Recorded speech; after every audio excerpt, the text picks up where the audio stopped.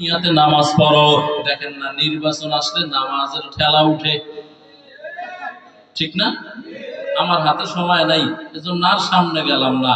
আল্লাহ তাআলা আমাদেরকে ইবাদত বিশেষ করে শিরিক মুক্ত করার তৌফিক আল্লাহ দান করেন। পয়গম্বর মূসা আলাইহিস সালাম রাস্তা দিয়ে চলতেছেন, তাকাইয়া দেখে রাস্তার পাশে এক আজব ঘটনা। একজন আবেদ বান্দা বসে বসে বসে বসে আল্লাহর জিকির করতেছে। কার জিকির? মূসা নবী বলেন, আমি আশ্চর্য হয়ে গেলাম যে জিকির করতে করতে যখন ক্লান্ত চলে আসে, ক্লান্তি আসে ওনার, পাশে একটা ডিব্বার মধ্যে বাটার মধ্যে ভীমরুল আছে। ভীমরুল, ভীমরুল চিনেননি? কামড়াইলে বহু সময় মানুষ মারাও যায়, এত বিষাক্ত। বলে এই ভীমরুল বের করে শরীরে লাগায়া দেয়। যখন শরীরের মধ্যে ভীমরুলটা লেগে যায়, লাইগা যখন কামড় দেয় তো জিকিরের পাওয়ার আরো বাড়ায় দেয়। সুবহানাল্লাহ, জোরে বলেন।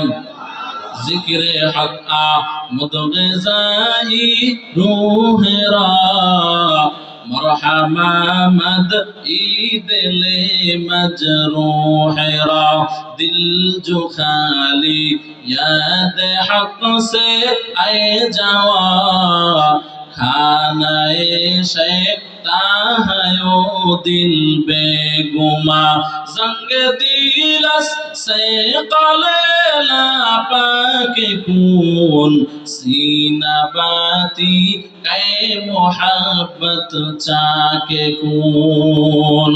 আল্লাহর বান্দারা মূসা আলাইহিস সালাম বলেন, আমি পিছন থেকে এই দৃশ্য দেখার পরে সালাম দিলাম। আল্লাহর বান্দা আবেদ আমার সালামের জবাব দিল। আমি তারে জিজ্ঞাসা করলাম, এইখানে বসে বসে বসে বসে জিকির করো কত বছর? বলে 400 বছর। তোমার মনে কোনো আশা আছে? দুইটা আশা আছে। বলে কি আশা বলো? বলে 1 নাম্বার আশা হলো আমি এই জামানার পয়গম্বর মূসার সাথে একটু দেখা করতে চাই। আর 2 নাম্বার আশা, তার হাতে 1 গ্লাস ঠান্ডা পানি পান করতে চাই। পয়গম্বর মূসা আলাইহিস সালাম বলেন, ও আল্লাহর বান্দা আবেদ, তাকায় দেখো আমি সেই পয়গম্বর মূসা। নয়ন ভরে দেখো, কলিজা ঠান্ডা করে দেখো। পয়গম্বর মূসা আলাইহিস সালামের সাথে মুলাকাত করলেন, মুআনাকা করলেন। বলে তুমি একটু এখানে বইসা বইসা তো জিকিরই আছো, জিকির করতে থাকো। আমি তোমার জন্য 1 গ্লাস ঠান্ডা পানি নিয়ে আসি। ঠান্ডা পানি আনার জন্য গেলেন। ও আল্লাহর গোলাম, আল্লাহ তাআলার ভিন্ন কুদরত। মূসা পয়গম্বর পানি নিয়ে আইসা দেখে আল্লাহর বান্দা আবেদ আর দুনিয়াতে বেঁচে নাই। আল্লাহর বান্দার ইন্তেকাল হয়ে গেছে। তার কল্লাটা একদিকে, হাত দুইটা আর একদিকে, পা দুইটা আর একদিকে, পুরো শরীরটা খণ্ড বিখণ্ড হয়ে পড়ে আছে। মূসা পয়গম্বরের মেজাজটা এমনি গরম ছিল, তুর পাহাড়ে চলে গেলেন। আমার আল্লাহ তাআলার কাছে গিয়ে বলেন, মালিক, এ কেমন তোমার আজীব কুদরত, যেই বান্দা তোমারে 400 বছর পর্যন্ত এক জায়গায় বৈশা বৈশা ডাকতেছেন, এই বান্দার সাথে কেমন তুমি আচরণ করলাম। আমার আল্লাহ তাআলা বলেন, ও মূসা, আগে আমার প্রশ্নের জবাব দাও, এরপরে তোমার প্রশ্নের জবাব হবে। ও মূসা বলো, এই 400 বছর পর্যন্ত আমার বান্দার এখানে কে খাওয়াইছেন? জোরে বলেন না। বরতাওয়াক্কুল মিকুনি হার সবহ শাম মিরসাদাত রিজকে তু আজলামাকা। মূসা আলাইহিস সালাম বলেন, আল্লাহ আপনি খাওয়াইছেন। শুধু খাওয়াইছি যে দুনিয়ার খাওয়ান খাওয়াই নাই। বলে বান্দার যখন পেটে ক্ষুধা লাগছে মূসা, আমি জান্নাতি ফেরেশতা দিয়া জান্নাতি খাবার তার দরবারে পৌঁছায় দিয়েছি। ও মূসা বলো যে আমি আল্লাহ তারে 400 বছর পর্যন্ত খাবার খাওয়াইতেছি, আমি কি তার 1 গ্লাস পানি খাওয়াইতে পারবো না? আরবিতে একটা কথা আছে, হাসানাতুল আবরার সাইয়্যাতুল মুকাররাবিন। ও আল্লাহর বান্দারা, আল্লাহর কাছাকাছি যারা হয়ে যায়, এদের সাধারণ কোনো ভুল আল্লাহ ক্ষমা করেন না। ধরে বসেন। আমার আল্লাহ তাআলা বলেন, ও মূসা, আমি আমার বান্দারে বেশি ভালোবাসি দেখা প্রতিশোধটা দুনিয়াতেই নিয়ে নিলাম, কিয়ামতের ময়দানে আর নিব না। এজন্য জঙ্গল থেকে হিংস্র প্রাণী বাঘরে আমি পাঠাইয়া দুনিয়ার মধ্যেই তার শাস্তিটা দিয়ে দিলাম। या इलाही तू मेरा माबूद है, या इलाही तू मेरा माशूक है, या इलाही मुझसे मुझको दूर कर ताकि देखो मुझ में तुझको एक नजर, या इलाही तू मेरा रहमान है, या इलाही तू मेरा रहीम है। এক নাম্বার কথা এখানে শেষ দিলাম, শিরিক মুক্ত ইবাদত। ও আল্লাহর বান্দারা, এজন্য রহমতের নবী ইস্তেগফারের আমল শিখাইছেন। যখন বান্দা ঘুমাতে যাও তখন আল্লাহর কাছে ইস্তেগফার করো, তওবা করো। কি করো? কি বইলে তওবা করবেন? তওবা তওবা এটা নাকি? হ্যাঁ, অনেকে গুনাহ করে কয় তওবা তওবা, এটা দ্বারা তো তওবা হবে না। আপনি ঘুমাতে যাবেন তখন তওবা করবেন, আস্তাগফিরুল্লাহ রাব্বি মিন কুল্লি যামবি ওয়া আতুবু ইলাইহি, লা হাওলা ওয়ালা কুওয়াতা ইল্লা বিল্লাহিল আলিয়্যিল আযীম। আরবি না পারলে বাংলা বলবেন, ও দয়ার মালিক, জীবনে যত গুনাহ করেছি, ইচ্ছায় হোক অনিচ্ছায় হোক, শিরকি হোক বেদাত হোক, আল্লাহ তাআলা বুঝে করি আর না বুঝে করি, আমারে তুমি মেহেরবানি করে ক্ষমা করে দাও। এটা বলে ঘুমাবেন ইনশাআল্লাহ। একজনও তো বলেন না ইনশাআল্লাহ। ইনশাআল্লাহ বলবেন কেমনে? শোয়ার পরে যেই তালে মোবাইল চাপেন, দোয়া বলারও তো টাইম নেই, ঠিক না? হযরত ওয়ালা দামাত বারাকাতুহুম বলেছেন, সবচাইতে বড় ফিতনার নাম হচ্ছে এখন আলমী ফিতনার নাম মোবাইল, গজবের টাচ মোবাইল। এই আল্লাহর বান্দা, আমার অনেকে পরামর্শ দেয়, হুজুর আপনার নামে একটা পেজ খুলেন। পেজ বুঝেননি কি? রাস্তার পেজ নাকি? মোবাইলে ফেসবুকে পেজ খোলা যায়, তাইলে আপনার অনেক ভিউ হবে, ফলোয়ার হবে। আল্লাহর বান্দারা, আলহামদুলিল্লাহ শুকরিয়া আদায় করে বলতেছি, বয়ান করি 10 বছরের উপরে, মাঝে মধ্যে বিমানেও যাই, আর প্রাইভেট তো অ্যাভেলেবেল বয়ানে ব্যবহার করি। 5 মাস 6 মাস কোনদিন একটা সেলফি উঠাইয়া ফেসবুকে পোস্ট করি নাই। অমুক জায়গায় বয়ানে যাই, দোয়া করিও। ফেসবুকে তোমার জন্য দোয়া করতে বসে রয়েছে কিনা? হ্যাঁ, যারা ফেসবুক চালায় অধিকাংশ বেনামাজি। কথা বলেন না কেন? মোবাইল এমন এক যন্ত্র, যদি কোনো মোবাইলে ঢুকেন, বের হওয়া বড় কি কঠিন, বড় কঠিন। রাতের বেলায় শুয়ে এরপরে মোবাইল চালু করছে, চালাইতেছে কি রে, 1টা 2টা 3টা 4টা বেজে গেছে। ওই দিক থেকে ফজরের আজান, আসসালাতু খায়রুম মিনান নাওম, মিস্টার ইবলিস মাথার কিনারায় হাজির হয়ে গেছে। আয়েশা মাথা মেসেজ করা আরম্ভ করে আর বলে, এই যুবক, তোমার শরীর নষ্ট হয়ে যাবে, রাত্র তো শেষ হয়ে যাইতেছে, ঘুমায় যাও। কি এটাই তো হইতেছে নাকি? যুবকেরা ঘুম যায় যখন ফজরের আজান হয়, আর মিস্টার ইবলিস তার মাথা মেসেজ করা আরম্ভ করে আর বলতেছে, শরীর নষ্ট হবে কি? নষ্ট তো হয়েই গেছে। কথা বলেন না কেন? ঠিক তো বলছেন, বালিশের সাথে মাথা লাগাইয়ে কথাগুলো চিন্তা করিয়েন, তাইলে জীবনে পরিবর্তন আসা সম্ভব। এই আল্লাহর গোলাম, এজন্য ইবাদত এমন ভাবে করতে হবে। 1 নম্বরে তো শিরিক মুক্ত ইবাদত করব, বেদাত মুক্ত নেক আমল করব। আর 2 নাম্বার, এমন ভাবে ইবাদত করব যেমন আমি আল্লাহকে দেখতেছি, না হয় আমার আল্লাহ আমাকে দেখতেছেন। ও আল্লাহর বান্দারা, এটাকেও ইহসান বলা হয়। আমি আমার আল্লাহকে দেখি, ওইটা যদি আপনার অন্তরে ফিট করতে কষ্ট হয় রে মুমিন, তাইলে এতটুকু ফিট করেন, যদিও আমি আমার গুনাহের কারণে আমার আল্লাহ তাআলারে দেখি না, বরং আমার আল্লাহ সব সময় আমারে দেখতেছে। কে দেখতেছেন? এই কথাটা যদি অন্তরে বসায় নেন, আমি বান্দা বলে গেলাম, আপনি দেখবেন এই একটা কথার বরকতে হাজার হাজার গুনাহ থেকে বেঁচে যাবেন। কারণ আপনার বিবিকে তখন বাধা দিবে, সবাই রে ফাঁকি দিতেছো, একজন তো তোর দিকে তাকায় আছে, তার নাম কি? এই সবক অন্তরে বসাবেন। আমাকে আল্লাহ দেখতেছেন, আমাকে আল্লাহ দেখতেছেন, আমাকে আল্লাহ দেখতেছেন। মোবাইলের গুনাহ করতে যাও, আমাকে আল্লাহ দেখতেছেন। একা একা অন্ধকার, রাতের বেলায় কেউ নাই, আমাকে আল্লাহ দেখতেছেন। ও আমার আম্মা জানেরা, পর্দার অন্তরালে যারা আছেন, আমার মা বোনেরা, একা একা ভিডিও কলে পরকীয়ার গুনাহ করো, অন্তরে অন্তরে খেয়াল করো, আমাকে আমার আল্লাহ দেখতেছেন। ভিন্ন কেউ না দেখলে কি হবে? ও আমার আম্মা জানেরা, যুবক ভাইয়েরা, যেখানেই যাও অন্তরে এই সবক বসাইয়া নিয়ে যুবক, আমাকে আমার আল্লাহ দেখতেছেন, আল্লাহ দেখতেছেন।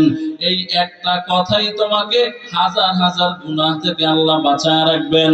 আর দেখবা যখন আল্লাহ দেখতেছেন, এই ধ্যান করে করে বান্দা আমরা চলবো, অন্তরের মধ্যে তাকওয়া পয়দা হবে, আল্লাহর ভয় পয়দা হবে, আল্লাহর মহব্বত পয়দা হবে। আর আমার আল্লাহ তাআলা বলেন, আমাকে যারা ভয় করে মহব্বত করে গুনাহ ছেড়ে দিবে, আমি আল্লাহ তাআলা তাদেরকে দুইটা জান্নাতের মালিক বানায় দিব।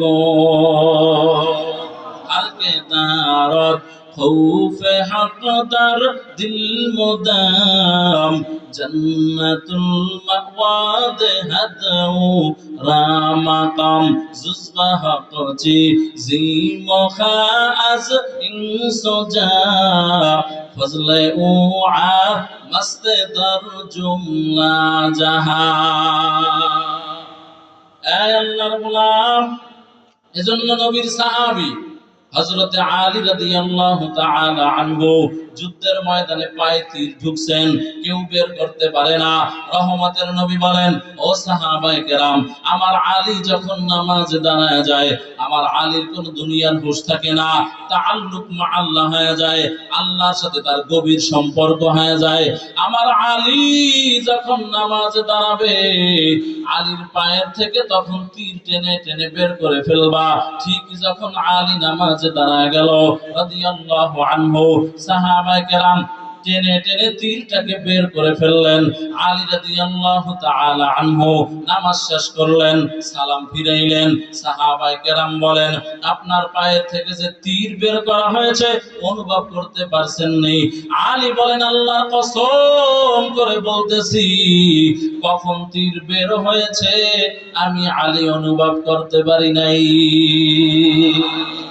इसे कसदर मुल्के ऊ अम्बाज़ने औले ऊरा लहने ने आवाज़ने।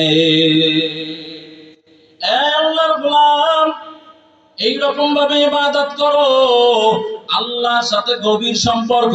এখন তো নামাজে দাঁড়াইলে ইমাম সাহেব একটু কেরাত লম্বা নিলে পিছন থেকে সিগন্যাল শুরু হয়। কথা বলেন না কেন? বয়ান একটু লম্বা হইলে পিছন থেকে সিগন্যাল শুরু হয়। আল্লাহর বান্দারা মশায় কামড় দিলে জোরে জোরে থাপ্পড়ের আওয়াজ দিয়া আরেকজনের নামাজে বিঘ্ন ঘটায়। এ হলো নামাজের হালাত। লম্বা কথা ছেড়ে দিলাম।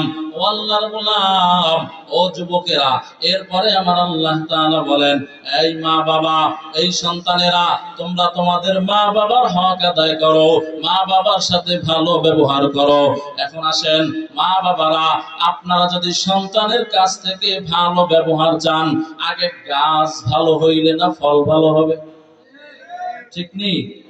বাপে হইল বিড়িখোর, সুদখোর, ঘুষখোর, বেনামাজি, তাস খেলেন না, লুড্ডু খেলেন না, আড্ডাবাজি করেন না, এর সন্তান ভালো হবে কিভাবে? বলেন না কেন? গাছ ভালো হবে তো ফল ভালো হবে। আপনি গাছ লাগাইছেন একটা মানদার গাছ, আর যদি কোন আল্লাহ জ্যৈষ্ঠ মাসে আমাদের 14টা কাঁঠাল দিও, কি হবে? কিয়ামত হয়ে গেল হবে। हकीकत से तो दुनिया बेखबर है, दुनिया की नुमाइश पर नजर है।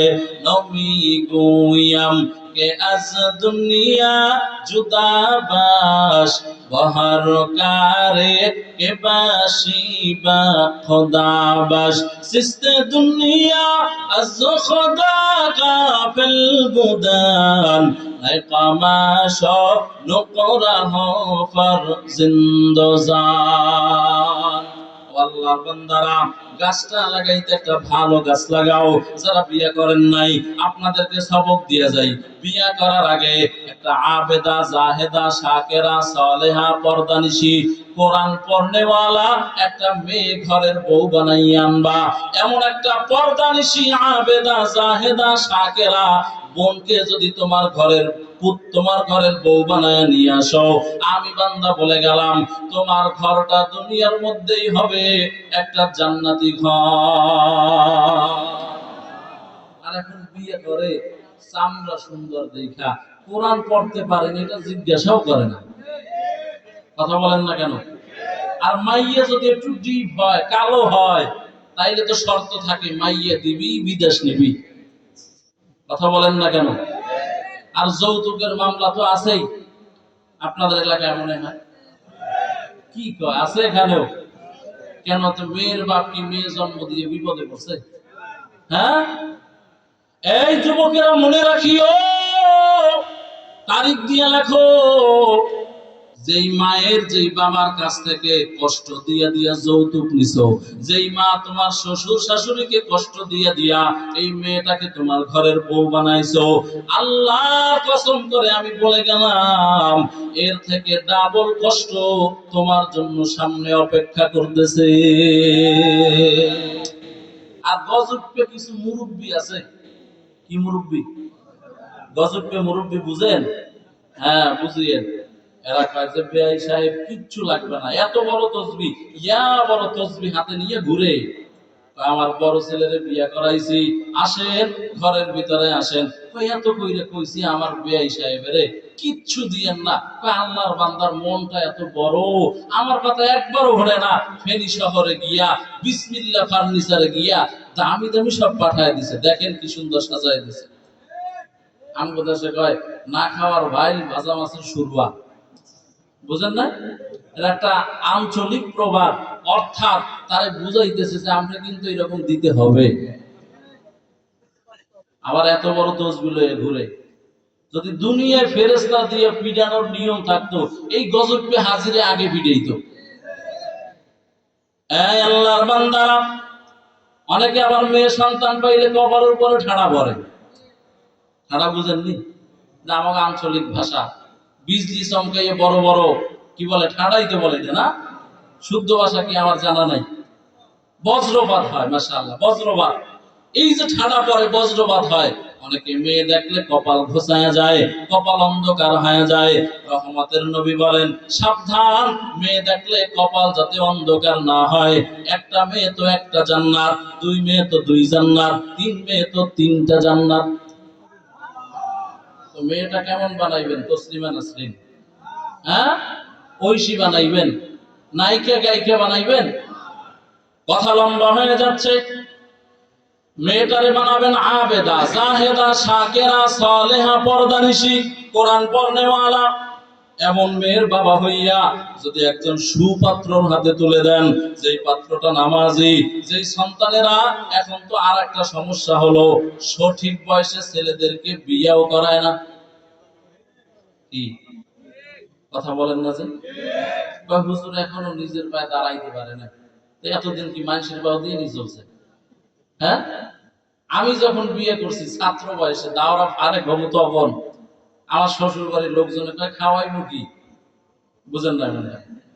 আর এখন আমার বউ মেয়ে ছেলে যদি সব 1000-এর মধ্যে খাড়া করাই দিয়ে আমার মেয়ে ছেলে এক একটা মাশাআল্লাহ যেমন হাইব্রিড তেমন হইলো ব্রয়লার মুরগি, বুঝেন না? আর যারা কইছে যে খাওয়াইবো কি, এগুলোতে সব চানাচুর কোম্পানি এরকম ঢুলে গেলে আসতেছে। খাওয়ানোর মালিক কে? আরে খাইবো কি মানে খাইতে খাইতেই তো জীবন শেষ। ঘুমের থেকে উঠা সন্ধ্যা ঘুম যাওয়া পর্যন্ত খালি খাইতেই থাকে। আমি একটু কম খাবার, মাদ্রাসায় যা হাদিয়ে পাই বাসায় নিন, এগুলো মাদ্রাসায় রেখেছে, বুঝেন না মনে হয়? তা আপনি বলেন খাবে কি? একজন সুপাত্রের হাতে দিয়ে দেখেন, রিজিকের চাবি তো আসমানে, জমিনে না। আপনি খাবে কি চিন্তা করেন কেন? খাওয়াবে কে? জোরে বলেন। এই যুবক ভাইয়েরা, অভিভাবক যারা আছেন, কষ্ট হইতেছে আপনাদের? টাইম তো আমার তো শেষ, আর 5 মিনিট পরে ছেড়ে দিচ্ছি। হ্যাঁ, শেষ বক্তা আছে না, সারা রাত দোয়া শুনলে হবে? হ্যাঁ, সারা রাত ভালো তো লাগে, ভালো তো লাগবেই। এটা তো আল্লাহ পাকের মেহেরবানি, আমার তো কিচ্ছু নাই, আলহামদুলিল্লাহ। খালি ভালো লাগাইলে হবে না, এগুলো একটু আমলে নিয়েন, আমলে নিয়ে জীবনে বাস্তবায়নের চিন্তা করিয়েন। এই আল্লাহর গোলাম, যুবক ভাইয়েরা, সঠিক বয়সে বিয়ে করলে 1 নম্বরে চরিত্রের হেফাজত হবে। কি হবে বলেন? যারা সঠিক বয়সে বিয়ে করায় না, মা বাপ, আপনাকে আল্লাহর কাছে জবাব দিতে হবে, কেন আপনি আপনার সন্তানটাকে সঠিক বয়সে বিয়ে করালেন না। এজন্য জবাবদিহি করতে হবে, সে উল্টা পাল্টা করলে। এই আল্লাহর বান্দারা, যুবক ভাইয়েরা, একটা ভালো মেয়ে বিয়ে করিও। ভালো মেয়ে বিয়ে করলে ওই মেয়ের পেট থেকে জমানার বড় আউলিয়া আসবে, বড় ওলি আসবে। ও আল্লাহর বান্দারা, একজন নেককারিনী মহিলার পেট থেকে যেমন সারা বাংলাদেশ আলোকিত করেছেন আল্লামা শাহ আহমদ শফী রহমাতুল্লাহি আলাইহি, জুনায়েদ বাবুনগরী রহমাতুল্লাহি আলাইহি, আপনাদের ফেনী এলাকার সন্তান। আপনারা কত ভাগ্যবান মানুষ যে আপনাদের এই এলাকায় সারা শুধু বাংলাদেশ নয়, সারা পৃথিবীর একজন রত্ন আল্লামা মুফতি শহীদুল্লাহর জন্ম হয়েছে। আলহামদুলিল্লাহ বলেন। এই আল্লাহর বান্দারা, এর সাথে সম্পর্ক রাখবেন। উনি একজন খাঁটি আল্লাহওয়ালা, কারণ যে আল্লাহওয়ালা সে বলে না আমি আল্লাহওয়ালা, তার সাথে সম্পর্ক রেখে রেখে রেখে রেখে আগাবেন। ও আল্লাহর বান্দারা, এই রকম দুনিয়ার মধ্যে দুনিয়া বিমুখী লোক আমার চোখে এই ছোট্ট বয়সে পড়ে নাই। আল্লাহর বান্দারা, এদের সাথে সম্পর্ক লাগাইয়া যদি সামনে আগান, আল্লাহর বান্দা দেখবেন আপনাদের দিল চমকে যাবে, দুনিয়াও সুন্দর হয়ে যাবে, আখিরাতও সুন্দর হয়ে যাবে। ও আল্লাহর বান্দারা, এজন্য বিয়ে করতে একটা নেককারিনী মেয়ে লোক বিয়ে করবা। ও আল্লাহর বান্দারা, আফগানিস্তান এক সময় শাসন করেছেন আমির দোস্ত মোহাম্মদ খান। আমির দোস্ত মোহাম্মদ খান আফগানিস্তান শাসনের সময় তার সন্তানকে যুদ্ধের সেনাপতি বানাইয়া পাশের এলাকায় পাঠিয়ে দিয়েছেন বিজয় ছিনাইয়া আনার জন্য। আল্লাহর বান্দা, 3 দিন পরে রিপোর্ট আসছে, গোয়েন্দা বাহিনী রিপোর্ট দিয়েছেন, এই আমির দোস্ত মোহাম্মদ খান আপনার সন্তান যুদ্ধের ময়দান থেকে পলায়ন করেছে। আমির দোস্ত মোহাম্মদ খান তার চামড়ি গরম হয়ে গেছে, এক দৌড় দিয়ে ঘরে গেছেন, গিয়া বলে বিবি আমার, তোমার সন্তান যুদ্ধের ময়দান থেকে পলায়ন করেছে। কারণ পুরুষের একটা বদভ্যাস হলো, সন্তান যদি ভালো কাজ করে তাইলে কয় আমার ছেলে, খারাপ কাজ করলে কয় তোর ছেলে। ঠিক নেই? তোর সন্তান ভাইগে গেছে। আমির দোস্ত মোহাম্মদ খানের বিবি বলেন, একবার বলছেন আর দ্বিতীয়বার বলবেন না, আল্লাহু আকবার জোরে বলেন। বলে একবার বলছেন, দ্বিতীয়বার বলবেন না। এই আমিরুল মুমিনিন, আমার সন্তান যুদ্ধের ময়দান থেকে ভাগতে পারে না, আপনি আবার খবর লাগান। আবার গোয়েন্দা বাহিনী লাগাইলেন, আবার 2 দিন পরে খবর আসছে, ও আমির দোস্ত মোহাম্মদ খান আপনার সন্তান যুদ্ধের ময়দানে বিজয় লাভ করে বিজয় মিছিল নিয়ে আপনার রাজ দরবারে আসতেছেন। আমির দোস্ত মোহাম্মদ খান এক দৌড় দিয়ে আবার ঘরে গেছেন। ও বিবি আমার, তোমার কারামতি কি? কেমনে বুঝলাম আমার সন্তান যুদ্ধের ময়দান থেকে পলায়ন করে নাই? ও আল্লাহর বান্দারা, আমার আম্মা জানেরা, অন্তরের কানটা দিয়ে শুনবেন, আশা করি উপকার হবে। আল্লাহর বান্দারা, আমির দোস্ত মোহাম্মদ খানের বিবি বলতেছেন, ও আমির দোস্ত মোহাম্মদ খান, স্বামী আমার, এই সন্তান যেই দিন থেকে আমার গর্ভে আসছে, আলহামদুলিল্লাহ আমি 5 ওয়াক্ত নামাজ কাজা করি নাই, আউয়াবিন কাজা করি নাই, চাষ্ট কাজা করি নাই, ইশরাক কাজা করি নাই, তাহাজ্জুদের নামাজ কাজা করি নাই, আমি কোন গুনাহের সাথে জড়িত হই নাই। আর 2 নাম্বার, ও স্বামী আমার, আপনি আমার জন্য যে বাজার খরচ পাঠাইছেন এটা আমি গ্রহণ করি নাই, কারণ আপনি রাষ্ট্রের প্রধান, আপনার টাকায় ভেজাল থাকতে পারে। কারণ রাষ্ট্রের প্রধান বা বড় বড় দায়িত্বশীল যারা, এদের টাকায় ভেজাল থাকা হলো একেবারেই স্বাভাবিক। ঠিক নেই? এজন্যই তো বিগত 17 বছর যারা ক্ষমতায় ছিল এরা কানাডায় বেগম পাড়া বানাইছে। কথা বলেন না কেন? এই আল্লাহর গোলাম বলে তাইলে খাইছো কি? বলে আমি খেয়েছি, আমি টুপি বুনাইতে পারি, সেলাইয়ের কাজ জানি, টুপি বানাইয়া বানাইয়া কর্মচারী দিয়া বাজারে বিক্রি করাইতাম। হাতের এরপরে কি বলে হাতের সেলাই করে বালিশের কভার বানাইছি, বিছানার চাদর বানিয়েছি, পাখা সেলাই করেছি, এগুলা বাজারে বিক্রি করে ওই টাকা দিয়া হালাল খাবার আমি গ্রহণ করেছি। হালাল খাবারের সন্তান এটা বীর পুরুষ হয়, এটা কাপুরুষ হয় না। আল্লাহু আকবার করে বলেন। বলে তুমি যদি বলতা যে আমার সন্তান যুদ্ধের ময়দানে শাহাদাত বরণ করেছে, এক কথায় আমি মেনে নিতাম, কিন্তু তুমি তো বলেছো যে আমার সন্তান পলায়ন করেছে। আমি তো এমন না বিনা ওজুতে আমার সন্তানকে দুগ্ধপান করাই নাই, আমার সন্তান পেটে থাকা অবস্থায় কোরআন তেলাওয়াত আমি ছাড়ি নাই, এই সন্তান তো বীর পুরুষ হবে, কাপুরুষ কিভাবে হয়? এজন্য আমি তোমার কথা বিশ্বাস করি নাই। আল্লাহু আকবার জোরে বলেন। এজন্য মা বাবার দোয়া সন্তানের জন্য কবুল। এখানে কোনো পর্দা নাই। বুলেট মিস হতে পারে, কামান মিস হতে পারে, মা বাবার দোয়া কোনোদিন মিস হয় না। এজন্য বাইজিদ রাহমাতুল্লাহি আলাইহি মায়ের দোয়ার কারণে সুলতানুল আরিফিন হয়ে গেছে, যার কারণে বাইজিদেরই নাম ছড়িয়েছে বিশ্বভুবন। ছোট্ট শিশু বাইজিদেরই মতো সবাই হও, ছোট্ট শিশু বাইজিদেরই মতো সবাই হও। মায়ের দোয়া লও হে মুমিন, মায়ের দোয়া লও, মায়ের দোয়া লও হে মুমিন, মায়ের দোয়া লও। বিপদে পড়বে না তুমি যখন যেথায় যাও, মায়ের দোয়া লও হে মুমিন, মায়ের দোয়া লও, মায়ের দোয়া লও হে মুমিন, মায়ের দোয়া লও। একটি গিলাস পানির ফলে বাইজিদের কোলে তুলে, হাত তুলে মা বলে বাইজিদ কে ওলি বানাও, হাত তুলে মা বলে বাইজিদ কে ওলি বানাও। মায়ের দোয়া লও হে মুমিন, মায়ের দোয়া লও, মায়ের দোয়া লও হে মুমিন, মায়ের দোয়া লও। বিপদে পড়বে না তুমি যখন যেথায় যাও, বিপদে পড়বে না তুমি যখন যেথায় যাও। মায়ের দোয়া লও হে মুমিন, মায়ের দোয়া লও, মায়ের দোয়া লও হে মুমিন, মায়ের দোয়া লও।